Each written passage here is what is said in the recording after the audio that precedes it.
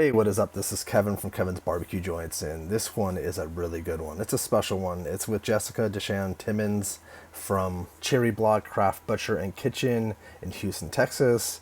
The Bravery Chef Hall, that's where it's at. Right now, they're 75% capacity. They're open Monday through Friday for dinner, Saturday and Sunday for lunch and dinner. But check with social media. This was recorded on the 25th of June, but I checked with her on the 19th of July, which is today, and that is their current schedule. But check on social media, call them just to make sure, because things are so fluid these days. Things are so strange. I do want to let you know that at the very, very beginning and a little bit at the very end, there's some hammering. Someone's working on an air conditioning unit, and so you could hear that. I'm going to try to tone that down as much as possible, but you could hear a little hammering. But otherwise, it's smooth sailing, and Jess is just great. They opened Cherry Block July 2019. February 2020 was their record month, and then COVID hit. And so she talks in depth about how they've tackled this and how they've essentially reopened 3 different times during this COVID time to deal with things and pivot. And that ability to pivot is a great primer for other restaurants. And the safety protocols that she goes through just for them to come into the door of their restaurant to start cooking is phenomenal. That's a great takeaway just in the beginning, but also what she's doing with HEB. I loved HEB, the supermarket, prior to talking to her, but now they're doing a Texans supporting Texans thing. They reached out to her. She's doing 5 grab-and-go items: a smoked ham hock, a pimento cheese, a braised Dr. Pepper short rib, marinated sliced steak with mashed potatoes and collard greens and red beans and rice. And those are all grab and go, and I think they were at 11 locations. I'll try to put all locations in the blog post companion to this. But it's an amazing, amazing story. She's been in the restaurant business for essentially her entire life. When she turned 18, she started working at Bennigan's, and a lot of people that she talks to and refers to are people that worked at Bennigan's too. So another takeaway from this, if there's takeaways from these, is that you should not burn bridges and keep those connections in line, because everyone intertwines, and you never know when you might need someone's help or you could help somebody else out. Then she went to work for Landry's. Landry's owns a ton of places. I live above a Morton Steakhouse. They're owned by Landry's. She worked for them for 15 years. Then she got involved with Foodways Texas. And that's how she got connected to a lot of people, and also got connected to where the food was coming from and how important that was. She also opened up a place called Republic Country Club and Barbecue, which is like a House of Blues type place with a 1,200 seat capacity. She fed Willie Nelson, which right there, you could just drop the mic and leave, because that's pretty amazing. Then she worked for Caboose. She has a consulting business, so she worked for Caboose BBQ. Then she and a partner opened up Cherry Block Craft Butcher and Kitchen, and that's where she is today. There's so much to go over and so much to learn from this interview. I think that you'll get to know Jess really well and get to know that she really cares about her employees and cares about being a good manager, but also being a good person. I can't thank her enough for taking the time. I know you're really going to enjoy this. And the Kevin's Barbecue Joints podcast and YouTube show is brought to you by Treaty Oak Distilling. They're available at treatyoakdistilling.com. That's treatyoakdistilling.com. Or you can go to their Dripping Springs location. They have 26 acres. Beautiful location. Right now they're not distilling. They're making hand sanitizer, but pretty soon they'll be distilling again. They have bourbons. They have rum. They have gin. They have a restaurant, Alice's Restaurant, on location. That's cooking great barbecue, live fire stuff. You could try cocktails there, all their drinks, tons of stuff. They have wine, they have everything you can imagine there. It sounds like a wonderful little wonderland there in Dripping Springs. Again, it's Treaty Oak Distilling, treatyoakdistilling.com. And I have a website at kevinsbbqjoints.com. The links to all the podcasts, all the YouTube stuff, breaking news, stories, different barbecue things that I want to share and gather and compile, and hopefully helps you out with different things. Or if you're looking for a pit, or if you're looking for who knows what, I could hopefully help you out with that. I'm on all the social media at Kevin's BBQ Joints. If you're digging these, please subscribe. I'm doing about 2 to 3 of these per week. If you got something to say, comment or DM me, let me know. But at the end, stay safe. I hope you're enjoying these. Take care. Within this food hall that we're in, there are 9 restaurants and a bar, okay. Right? We've all been here. Like, we haven't shut down. We shut down for dine-in, but we were still open for delivery and takeout and, all that. And then, obviously the HEB thing for Cherry Block has been a lifesaver. Yeah. But we've been working the whole time, right? We haven't shut down at all, except for like the one day in March that we decided we were going to flip everything over. We're not open for lunch, just because there's no one down here to buy food from us. And it doesn't make sense. None of us in this entire hall have tested positive. And I really think that it's almost like that herd immunity thing. Like we've all been quarantined together. Interesting. And like none of us have, no one has tested positive. Have you had the antibody test? I have not, but I had the molecular test. And so, and that was negative. Yeah. But, you know, a couple of the folks here have had the antibody test and it came back positive and negative, and it was like kind of a weird. Yeah. I don't know if it's 100% accurate science yet on that, but it would be interesting to know, though, if you've had it already. And because I'd feel a lot more comfortable around my mom. That's what I'm taking care of her, living with her. I don't want to bring it into her. But if both of us have already had it, because we had something weird in December that I honestly think was this. So did I.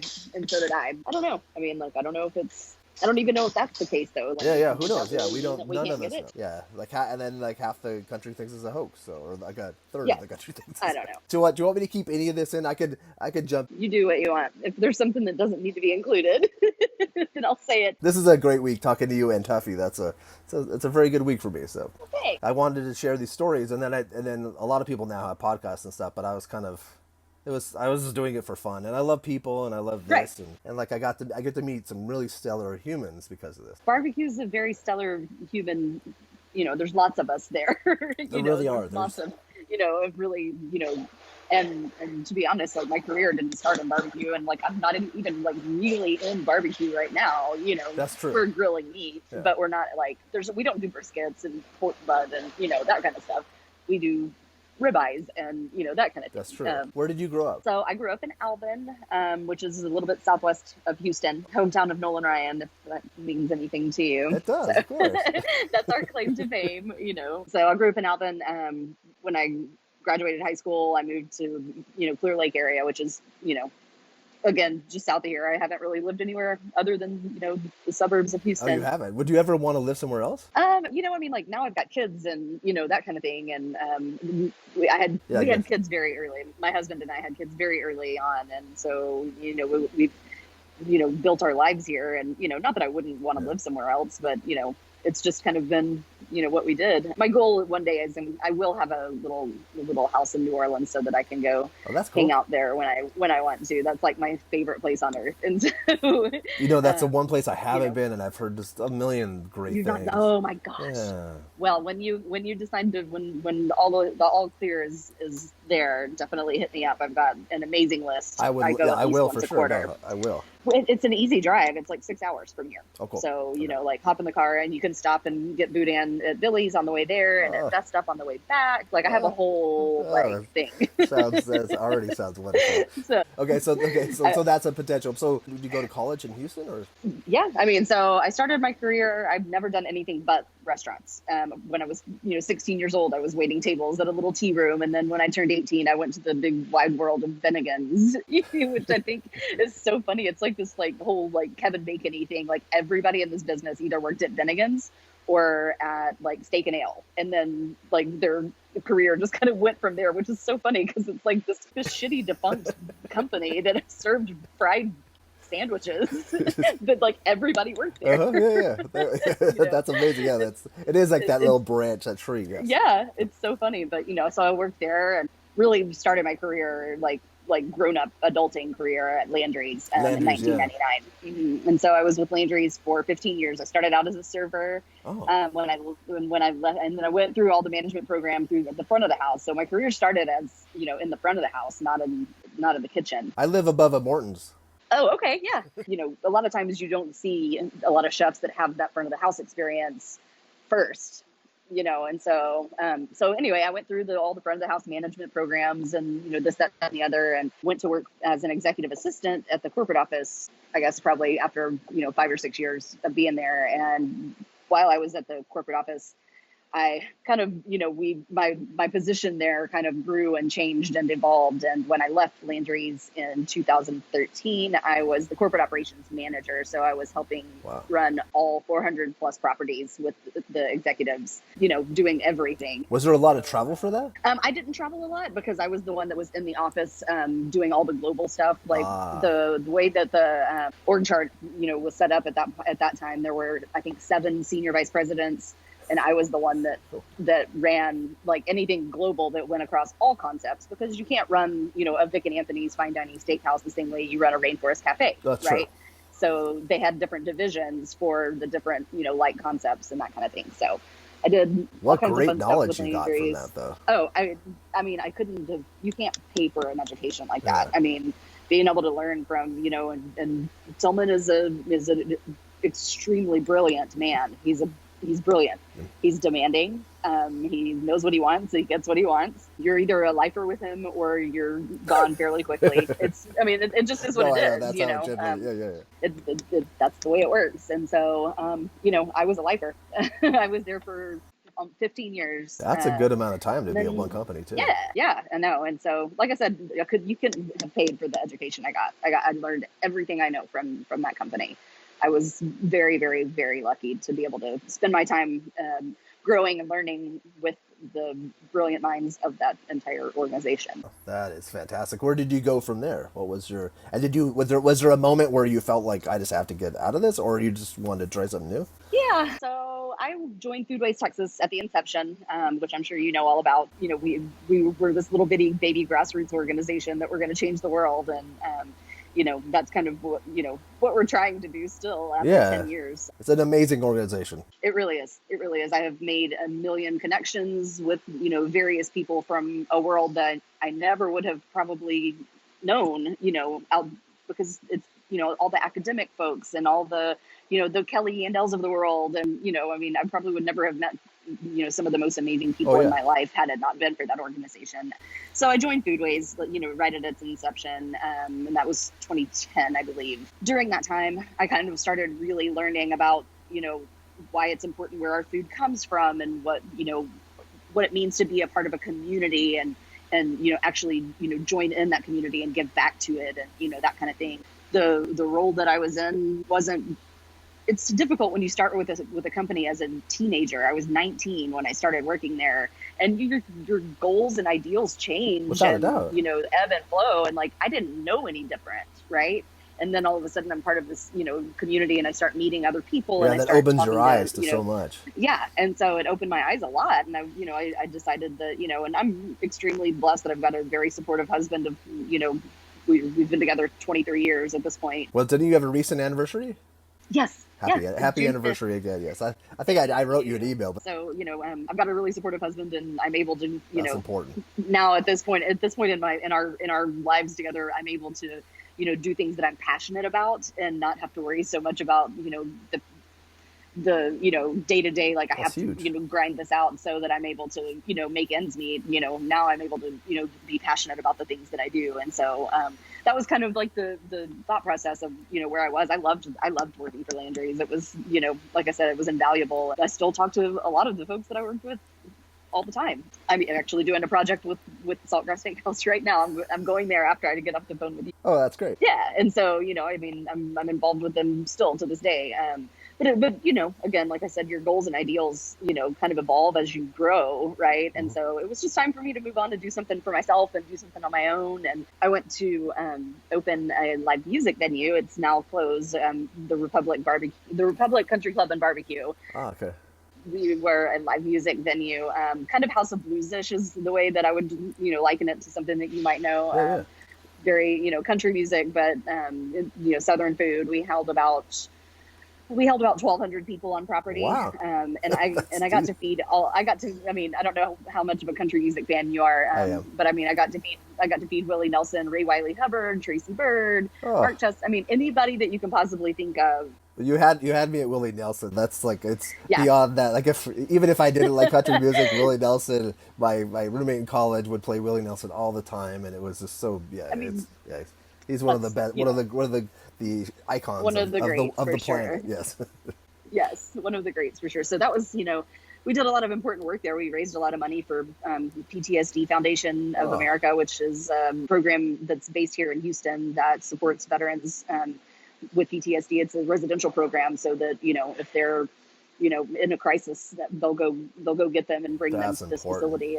And we've raised a lot of money for that. And that was really important as well. That was a really fun thing. Lots and lots of good memories for sure. How long did you have that? I was there for 4 years, built it from the ground up, per se, with, an amazing group of folks. And like I said, we had, tons and tons of fun and did a lot of good work, and I'm really proud of my time there. That is amazing. That's a really cool little slice of life to have. Yeah, it really is. I was with some girlfriends of mine yesterday, and they were like, holy hell, how did this even happen? Like, you all these people, So it was an amazing slice of life is definitely a way I would describe that. For sure. Wow, that's really for sure.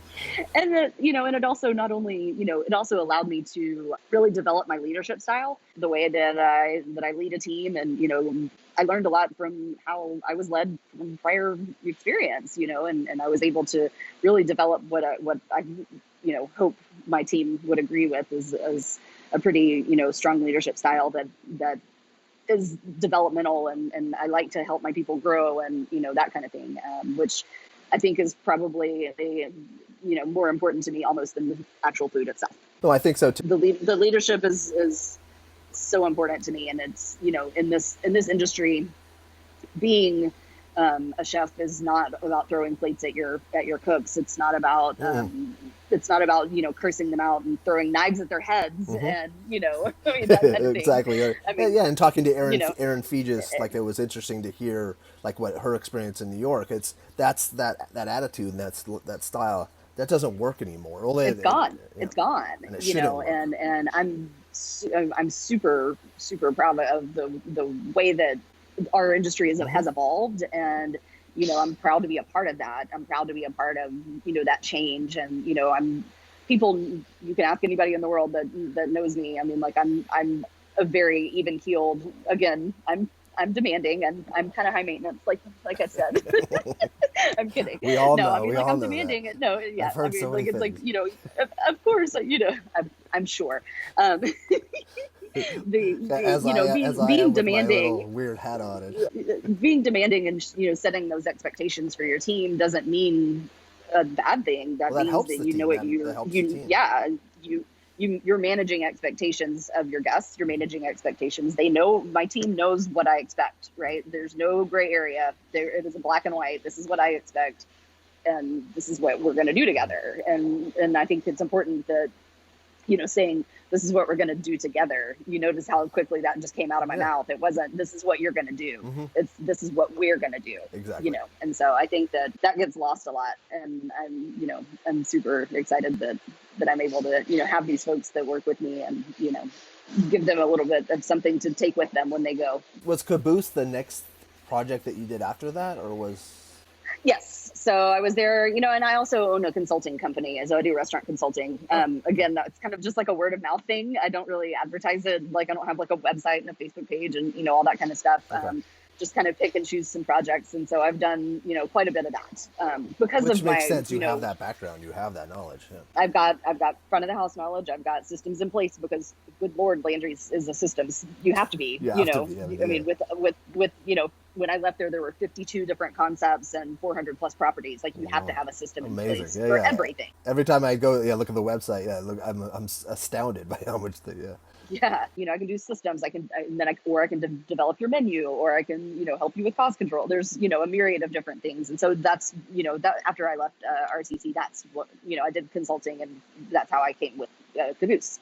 And the owner of Caboose, Doug McCregan, and I grew up together in Alvin, and that's, yeah. And so the restaurant, Caboose BBQ, is actually directly behind a small restaurant that my dad owned for a little while. And so it was nice being back in my hometown. I, reconnected with a lot of folks that, I hadn't seen in a long time, and, that kind of thing. And so they're still open. They're still doing pretty well. As far as I know, they changed their menu up a little bit. It's not just barbecue. It's more of like a Southern kitchen now. So makes sense. Like, it's whatever works for people too. Yeah.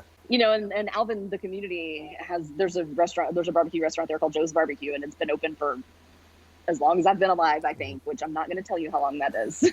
Yeah, I'm sure you look a lot younger than I am, and I just turned 50 like a week ago, so it's... So, that restaurant, Joe's Barbecue, has been there forever. At least 30 years, you're saying, right? At least 30 years. The community, that's their, Sunday after church place to go. And so, breaking into that as a barbecue restaurant was, definitely something that was a challenge for sure.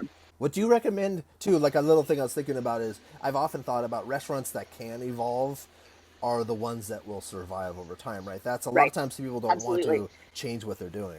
Exactly. And I think that that's a super important thing in this business. I mean, so we opened Cherry Block in July of 2019, right? I've basically reopened this business 3 times in the past year because of the, changes. I mean, it really is. I feel like I've opened this restaurant three different times in 3 different ways because of all the, evolving that we've had to do. What are those ways?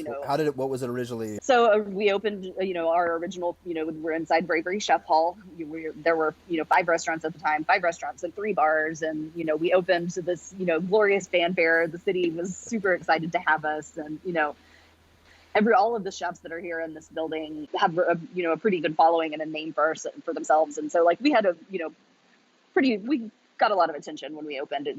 It's not just a food hall where it's like a mall food court. We are actually, sourcing local food and, cooking these, chef-driven menus that are not just a burger or wrapped up in a piece of paper. That's an afterthought. Yes. You know what I'm saying? And so it's not like the airport. It's not like the airport food court kind of thing. Well, thank goodness. So, we opened up as a but I mean, people see food hall and they're like, oh, it's just a food court. Well, we took it a little bit further than that. And so, we've got a lot of really talented folks here. So we opened in July and, normal business, we were cruising right along, that kind of thing. February of 2020 was my record month. So business was building and building and building. February was my record month, and then the bottom fell out. Yes. And so, we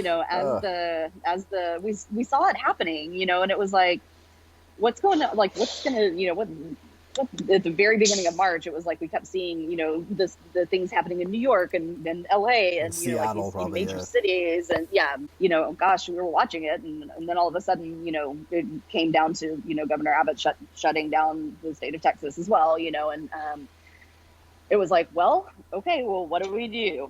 So we shut down the hall to dine in completely, and pivoted and did delivery. And so that, was a complete change of pace. Not only staffing levels were different, boxing foods and, the packaging the protocols, the packaging and, and then the safety protocols that we put into place, which is the one we were closed for 1 day. And that was to put these safety protocols in place. So when we walk in here, all of our bags go on a table. Those get sanitized. We sanitize our hands. We take our temperature, log our temperature in. When we leave, we log our temperature out. All deliveries are made in one location, and then all the boxes are sanitized. I mean, it's a very strict protocol that has to happen, right? And so that was, the first time we shut down, then we reopened as that, right? And, the business wasn't great. I mean, it's still not great. It's still not. I mean, let's just be honest. I mean, it's just not. It's not what it's not close to February numbers. It's not. No. I think I'm down about 57% right now. That's a big amount. And I want people. That's also like not to be a downer at all, but that's what people should know. People should understand that it's hard for restaurants to sustain it delivery alone. You guys do curbside too, right? Yeah, but we're downtown, and so we have this, and kind of like Aaron and Patrick over at Greenway Plaza, they're in the middle of this office building. I mean, we're not in the middle of an office building, but we survive with the people that work in those office buildings that are now working from home. Right.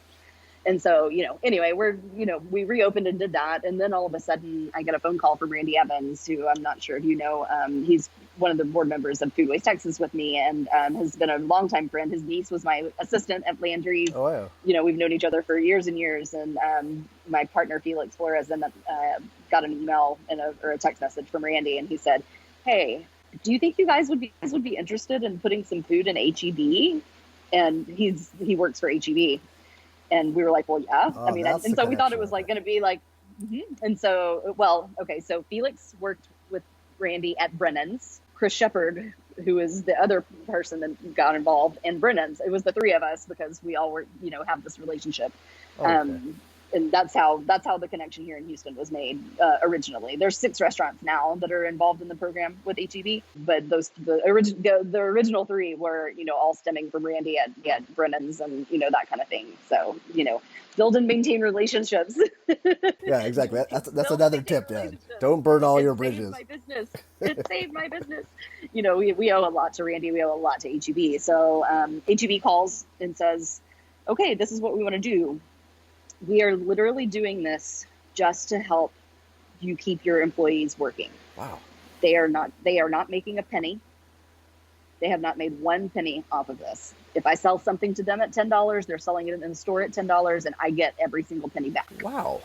They literally That's unheard of. made the decision to just be a pass-through in order to keep my people at work. Wow. I was a fan of HEB before, but now, wow. Yeah.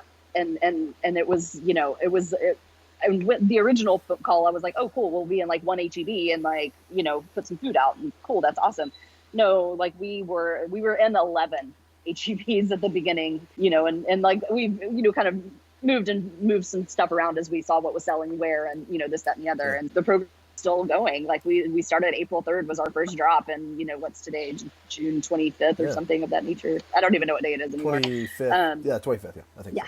So, right? So it's been, several months of them, doing this for us. Are your items in the deli? Is it in the deli? Is that where? Yeah.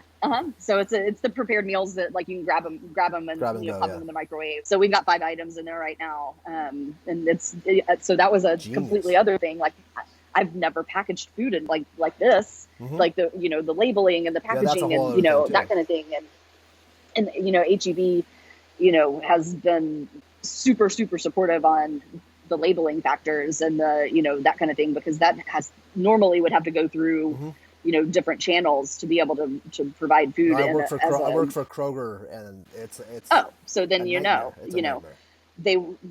so what they did in the long story short, they went to the governor and said, we need you to provide this waiver that says that if they've got a health certificate from, the city of Houston, that they're able to provide, this. And so basically we have a special, waiver that HEB went and got for us so that we don't have to go through all of the, extremely stringent protocols, during this time. Which makes sense in another world. And yeah. Right.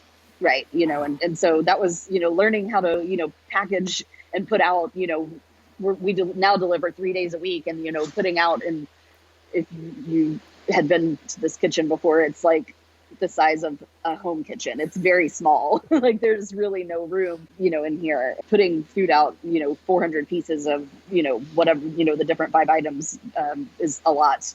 Packaging and, that kind of thing. So that was the third way I opened the business. It was a complete different, So what percentage of your business is that? That's a good percentage, right? Right now? Yeah. Right now it is, I haven't really run that number, but like I would, roughly. Guess about 80%. That's huge. 80%. They have spent enough money with me that it's very close to my normal revenue numbers, which that makes me happy. Is, and they're going to continue the program. They're actually working on revamping it to where it's a sustainable business model after COVID, so that they make some money, and they've had a lot of success and a lot of great feedback from their customers that they really enjoy having, somebody saying like, oh, I went and got, Cherry Block's food from HEB. Like, how fun is that, And again, that doesn't hurt them either. That's a great, because it's the local thing. That's really important. Yeah. Exactly. And they're doing it all over the state. It's not just in Houston. It's San Antonio, Austin, Dallas, all over the state. And so it's, an amazing thing. Yeah, I think I saw someone tweeted or said something that they're in HB, and I thought, how does that work? Okay, cool. Now I know. Yeah.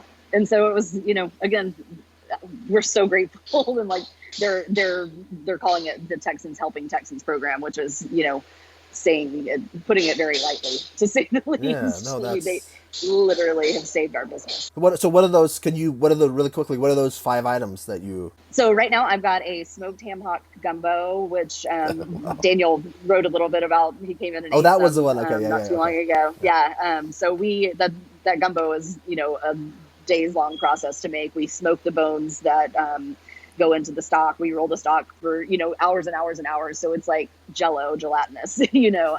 the roux is done by hand, Oh. stirring and stirring and stirring for hours, and that kind of thing. It's one of my pride and joy dishes that I'll never have another one like that. Oh, I want that now. It's very good. It's very good. And so we've got the ham hock gumbo. We've got a pimento cheese, which is actually my mom's recipe from when I was growing up. It was always in the refrigerator, and I kind of have over the years put my own spin on it. And it's pretty neat for her to see her, a version of her amazing. recipe Yes. at HEB. So we've got pimento cheese. We've got a braised Dr. Pepper short rib. So we braise short ribs in Dr. Pepper and some stock and that kind of thing with the cheese grits, that's our number one seller. It's it's delicious. I mean, you can't really go wrong, right? Dr. Pepper grits. No. And then we do a marinated steak that we slice and serve with smashed potatoes and collard greens, and then what's my fifth item? If you don't remember, I'll put it in the intro. I can't remember. The fifth item, you have to go to HEB, and it's your job to go to HEB and so find you know it. what? Now you need to go find it. I cannot remember what the heck that is. It's okay. How did that even go out of my head? You know what? So, not like you have anything going on, so don't worry about it. I know. Those four on their own sound so remarkable that if the fifth thing we'll figure it out. But that's oh my lord. Yeah. So is that essentially what you were serving at the food hall? None of them. The gumbo is the one Wow, the okay, one thing well, that's on my why menu. it's a third. Yeah, and so I mean, because you have to think that I had to create items that were going to hold and reheat in a microwave. True. Right? It's not something that I'm cooking and being able to put it on a plate for you and handing it right to you while it's still hot. I'm literally putting food in a package for you to take home and let it sit on the shelf at HEB for a day or two, however long it needs to sell, and then take it home and be able to reheat it and still get that same quality that you're getting here at the restaurant. So I had to completely develop those menus. Oh, red beans and rice. That's what it is. Okay, cool. I knew it would pop in there. That's one. red beans and rice with andouille, and that is another fun recipe as well. It's my friend of mine's great grandmother's recipe that has been passed down, and she's the one that taught me how to make red beans. This is so. I never thought talking about HEB would be so inspiring, but this is such a neat. That's amazing that this worked out like that. I know. And so, like I said, it's all about building and maintaining relationships. For sure. I talked about that a little, that leadership style or that, I mean, that's a very evident thing that, the relationships that you build. And I mean, it's invaluable, what you can do with the, just about who and how you treat people and, that kind of thing. And, it's a thing. Especially in the restaurant business. That's a great takeaway if someone's listening to this. Yeah, it's important. Everybody knows everybody. There's, everyone knows everyone here in this business, especially like I've been here in Houston for my entire career. Right. And so, we are, this band of misfits, I think is a good way to put it, that we've all been, through, thick and thin. And, especially during a time like this, it's so nice for me to be able to, pick up the phone and call somebody and go like, oh, what are y'all doing now? Like, what's going to happen? Like even just to vent to somebody, because, venting to my poor husband or my friends, that aren't in the business or, they understand and they understand and they feel, they feel for, the way that things are going, but they don't have like that day to day, like, how am I going to be able to pay my people? How that was the thing that probably kept me up the most at night, was not how am I going to pay my bills? I don't care about that. I care about how is my, cook Marcus going to be able to put shoes on his kids and how is he going to be able to, put food on the table if I don't make this work? This is on me. I have to make this work. Like somehow I've got to figure out how to keep that kid fed. Right. And that was, that kept me up hours and hours and hours. And, and you guys, Houston has endured hurricanes and different things, but this is the global nationwide. So there's no travel, like you're not getting the tourism that you guys used to get. And obviously you said downtowns. Exactly. Yeah. I mean, the hurricanes, so I live on the coast, I live on Galveston Bay. And so, like the hurricane thing is just a way of life for us. You evacuate when you need to and, board all your shit up and hope that, everything, and hope everything's okay when you get home, and there's really but you can plan for that. Like I have a plan in place. Like when a hurricane is forming in the, tropics, like, okay, like here's my husband's in the boat business. And so we're very, in tune with what goes on, even not just in Texas, in Florida as well. So yeah, the weather, they know 7 days out, 6 days out, what's building. Yes. Yeah, we know what, like, there's a plan in place for, this is what we do on 10 days out, 9 days out, that whole thing. And so, but how am I supposed to plan for something that is affecting the entire world? The entire world. Yeah. It lasts months and months. A hurricane doesn't hit you for months. A hurricane. It hits it, well, I mean, the after effects, yeah, people exactly. are still, True. People are still, recovering from, financially from that and being displaced and, that kind of thing. But, that only affected Houston proper, right? Like, it didn't affect everybody. And so there's nothing you can do to prepare for what we're going through right now, except for, be positive and be that light to people, because, I can't tell you how many folks I know in the business that are just, super, super understandandly down about, what's going to happen to them, what's going to happen to their employees. It's sad. It's really hard. It's really hard. And it really is. And saying that out loud is something that wouldn't have happened 15 years ago. Nobody would have talked about that, and so it's maintaining those relationships and being able to call somebody and go, this is really what is like killing me right now. Like, how are you dealing with this? How are you coping? Yeah.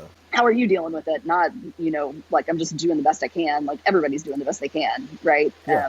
But along all walks of life, but it's different. It's super important to keep, stay positive and, that's all we can do. Right. There's nothing I can do except for stay positive. No, exactly. And I hope that my people can see that. From what I've seen from afar and from what I've gotten just in this small amount of time that we've talked, I can see that's what comes through. It's just you have days just like I do or anybody else. I'm a generally optimistic and positive person, but sometimes you get the way the world is going. It's rough. It's hard to get your. That's why I'm glad I'm friends with Kelly, because we could at least commiserate, and there's other people, JC and different people that I text that, thank God, if I didn't have those people. No one else understands, and I'm not in a restaurant, but I'm in the world, so it's and then being able to teach my kids that they've seen. I've got 2 boys that are one's a sophomore in college and one's going to be a freshman in high school, and they're athletes. They're both baseball players, and so they know what hard work does, and where that can get you, and being able to show my kids that being able to lead a team the way that I do, and the way that we all do here, and they see how hard I work, and they see what comes out of that, and they being able to give them those life lessons. I think that's a very not everyone gets to do that. Not everyone cares to do that, and being able to show them, my husband works his ass off as well. We're a hardworking group of folks. No, but that shows. No, you don't want to give. You don't want to. There's no easy way. I think I think before COVID, I think there was a lot of things where people wanted the easy way, like either as social media stars or whatever the heck it was. This felt like, I think hopefully we can look back and maybe there were these positives that come out of this, that it's going to take. You have to be savvy and work hard and do things to figure it out, right? Make things happen. Like you gotta go out there and make it happen for yourself, because no one's gonna do it for you. No one's gonna do it for you. 2 things. First off, what's that noise in the background? Just so I could say the intro. Is that a hammer or something? Can you hear that? It's the AC people. God, I thought you couldn't hear it. I'm so sorry. Is it terrible? Do I need to move? I just want people to know all the different ways they can get a hold of you, and then what's for Cherry, like for you guys.